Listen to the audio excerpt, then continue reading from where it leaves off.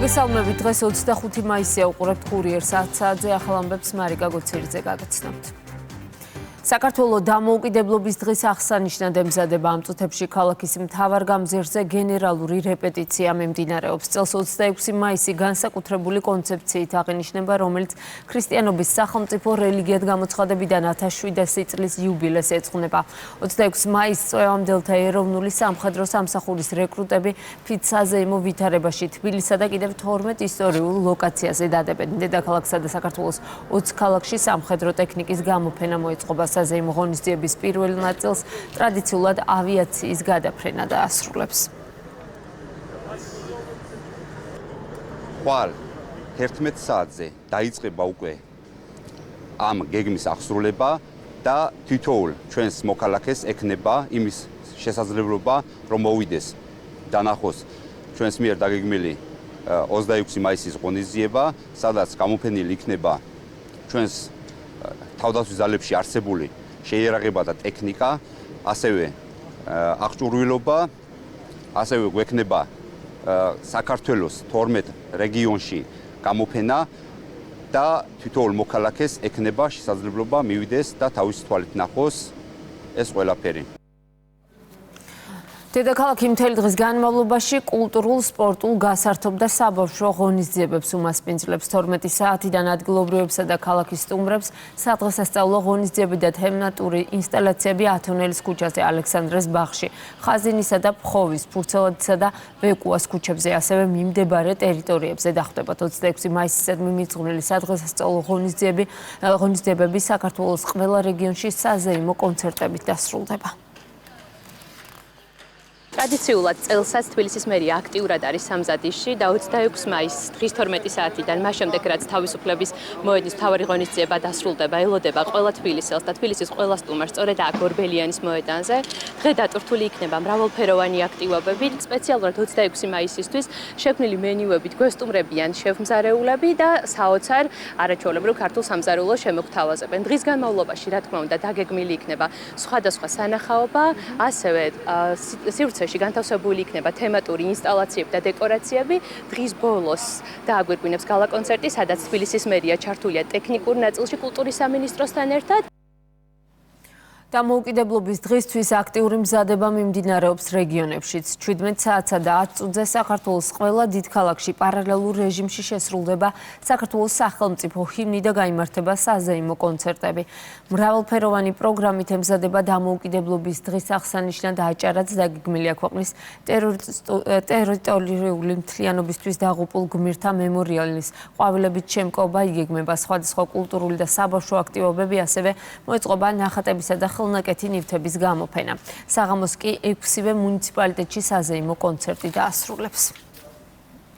26 მაისს ღონისძიებები დაიწყება 12 საათზე გმირთა მემორიალს შევამკობთ გვირგვინითა და ყვავილებით. ამის შემდეგ ცენტრალურ პარკში გაგრძელდება ღონისძიებები დღის განმავლობაში. მთავარი ნაწილი დაიწყება 6 საათზე საქართველოს სახელმწიფო ჰიმნით გავხდით ღონისძიებას, რასაც გააგრძელებს შესაბამისად ადგილობრივი შემოქმედებითი კოლექტივების კონცერტი. აქტიურად დავიწყეთ დამოუკიდებლობის დღისადმი მიძღვნილი ღონისძიებისათვის სამზადისი. ღონისძიება იქნება მრავალფეროვანი, როგორც კულტურული, ასევე სპორტული და საბავშვო აქტივობებით დატვირთული. ეს ღონისძიება გამორჩეულია იმითაც, რომ 1700 წელი სრულდება მიმდინარე წელს ქრისტიანობის სახელმწიფო რელიგიად გამოცხადებასთან დაკავშირებით. ასე რომ ველოდებით ყველას. 26 მაისისადმი მიძღვნილ მასშტაბურ საზეიმო ღონისძიებებს ფოთიც უერთდება. ქალაქის ცენტრში მისულ სტუმრებს დილის 11 საათიდან დახვდებათ საზღვაო და შემეცნებითი სივრცეები. მოქალაქეებს შესაძლებლობა ექნებათ ესტუმრონ სპეციალურ ფოტოზონას, გამოსცადონ ძალები გემის სიმულატორში, უსაფრთხო ნავიგაციაში და დაათვალიერონ აფრიანი ნავები, შუქურები თუ საქართველოს საზღვაო რუკები. საგამოფენო სივრცეში წარმოდგენილი იქნება ტრადიციული სამხედრო ტექნიკა, ცრის პარალელურადაც ადგილობრივი წარმოების გამოფენა გაყიდვა მოეწყობა. დამოუკიდებლობის დღისადმი მიძღვნილ საზეიმო პროგრამას გრანდიოზული გალა კონცერტი დაასრულებს. ფოთში საქართველოს დამოუკიდებლობის დღისადმი მიძღვნილი ღონისძიებების სამზადისი უკვე დაწყებულია. გამოიფინა საქართველოს დროშები.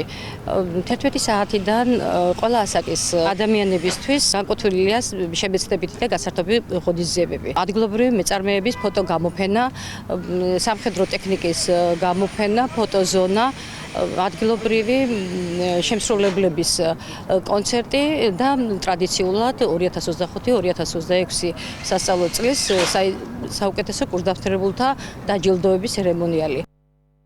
თბილისში კვლავ შეფასებების საგანია დანიაში განვითარებული მოვლენები, როდესაც პოლიცია მოქალაქეებს ფიზიკურად გაუსწორდა. ქართულ ოცნებაში ყურადღებას ორმაგ სტანდარტზე ამახვილებენ, ასევე ამბობენ, რომ ევროკავშირის წარმომადგენლებმა დანიაში მომხდარი ინციდენტის შესაბამისი შეფასება უნდა გააკეთონ.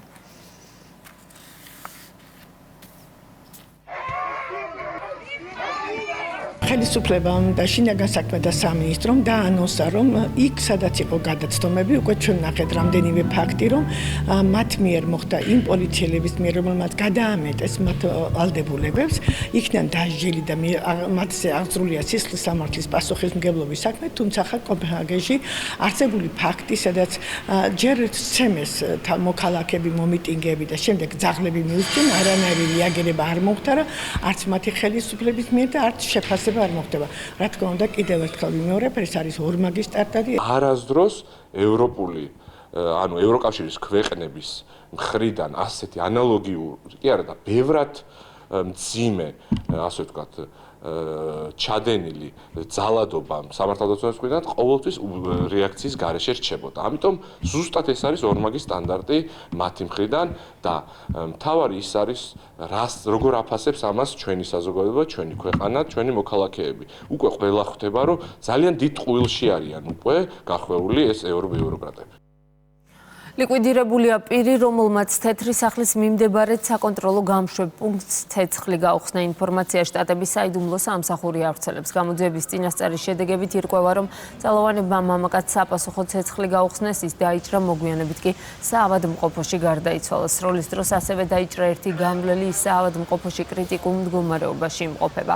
ამერიკის შეერთებული შტატების პრეზიდენტმა საიდუმლო სამსახურს და სამართალდამცავ ორგანოებს საფრთხეზე სწრაფი რეაგირებისთვის მადლობა გადაუხადა. სერბეთში ანტისამთავრობო პროტესტი გრძელდება. ბელგრადში გამართულ სტუდენტურ აქციაზე პოლიციამ 23 ადამიანი დააკავა. დემონსტრანტები ხელისუფლებას კორუფციულ ბრალდებებს უყენებენ და ვადამდელი არჩევნების ჩატარებას ითხოვენ. შაბათს აქციის დაშლისას დემონსტრანტებსა და პოლიციას შორის შეტაკებები მოხდა. შენიღბულმა პირებმა პოლიციას ქვები, ბოთლები და ასაფეთქებელი მოწყობილობები ესროლეს. საპასუხოდ კი სამართალდამცველებმა ცრემლსადენი აირი გამოიყენეს. მოხდას გამოეხმაურა ქვეყნის პრეზიდენტი ალექსანდრ ვუჩიჩი ამტკიცებს, რომ მარშები წინასწარ იყო დაგეგმილი, ამასთანავე ვუჩიჩი დემონსტრანტებს დიალოგისკენ მოუწოდებს.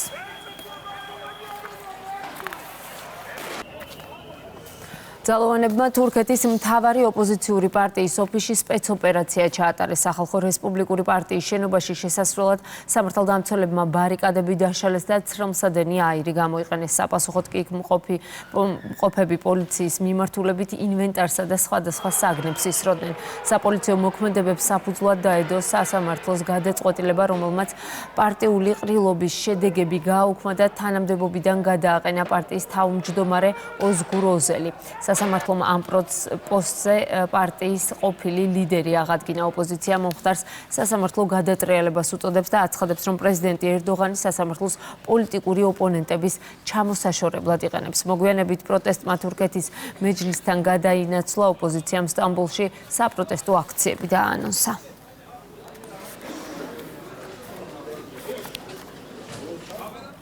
და ისევ საქართველოს ეროვნული სატყეო სააგენტოს ინიციატივით სატყეო სამეურნეო გზების აღდგენითი სამუშაოები აქტიურად მიმდინარეობს მთელი ქვეყნის მასშტაბით. ამჯერად გურიაში სოფელ სურებში 9 კილომეტრამდე მონაკვეთზე მოეწყო გზის საფარი, რაც ატარებს საჭიროების შემთხვევაში ხანძარ-საწინააღმდეგო პრევენციულ ღონისძიებას. პროექტი ეკო-ჯორჯია კლიმატის მწვანე ფონდის, გერმანიის, შვეიცარიისა და საქართველოს მთავრობის თანადაფინანსებით 3 სამიზნე რეგიონში, გურიაში, მცხეთა-მთიანეთსა და კახეთში ხორციელდება. მნიშვნელოვანია სატყეო გზების მოწყობა რეაბილიტაცია ქვეყნის მასშტაბით, რაც ხელს უწყობს ღონისძიებების შეუფერხებლად განხორციელებას, მათ შორის მნიშვნელოვანია ხანძარსაწინააღმდეგო პრევენციისათვისაც და მიმდინარე წელს ეროვნული სატყეო სააგენტო ქვეყნის მასშტაბით 168 კილომეტრ გზის მოწყობა რეაბილიტაციას განახორციელებს. თბილისის სპორტის სასახლეში ბიზნესის ჩემპიონთა ლიგის ფინალური მატჩი ჩატარდა. სუპერლიგის მთავარ შეხვედრაში ერთმანეთს ტურნირის წამყვანი გუნდები დაუპირისპირდნენ. ჩემპიონატის გამარჯვებული და მთავარი თასის მფლობელი ჯორჯიან მანგანეზი გახდა, რომელმაც ფინალურ მატჩში მეტოქე ანგარიშით 4-1 დაამარცხა. ბიზნესის ჩემპიონატ და ლიგის ფინალური სერია ტრადიციულად ყოველ წელს სპორტის სასახლეში იმართება. ტურნირი წლებია დიდი ინტერესი იწვევს სპორტის მოყვარულებში. რთული თამაში იყო, რადგან ფინალია. რა ვფიქრობ, რომ ძალიან კარგი თამაში გამოვიდა, დაძაბული თამაში გამოვიდა. ვფიქრობ, რომ დამსახურებულად გავიმარჯვეთ, ულოცავ GM-ს, ულოცავ ყველა ჩვენ გულშემატკივარს. ზედიზედ მეორე წელია ჯორჯია მანგანეზის საფეხბურთო გუნდი ახერხებს SBM-ის სუპერლიგაში გამარჯვებას. საკმაოდ დომინანტურად ვითამაშეთ მთელი ტურნირი. მოწინააღმდეგე ძალიან ძლიერი შეგვხვდა ფინალში, მაგრამ ჩვენმა ბიჭებმა შეძლეს გამარჯვების მოპოვება და მგონია რომ ეს ძალიან დიდი სტიმულია მთლიანად კომპანიისთვის, მთლიანად გუნდისთვის, რომ რაც შეიძლება მეტი გამარჯვება მოვიპოვოთ და საერთოდ კომპანიაში ამაღლდეს გამარჯვების სული. ულოცავ მთლიანად კომპანიას, ულოცავ ყველა გუნდის წევრს და ყველა ჩართულ ადამიანს. ასეთი იყო ახალი ამბები ამ დროისთვის. სხვა სიახლეებს შეგიძლიათ გაიცნოთ ჩვენს ვებგვერდზე. მე ამით გემშვიდობებით, ეთერს კი განაგრძობს სოფო ოხანაშვილი, გრიგა და ბიზნესი რუსთავიორზე. დილამშვიდობისა მარიკა, მივესალმები.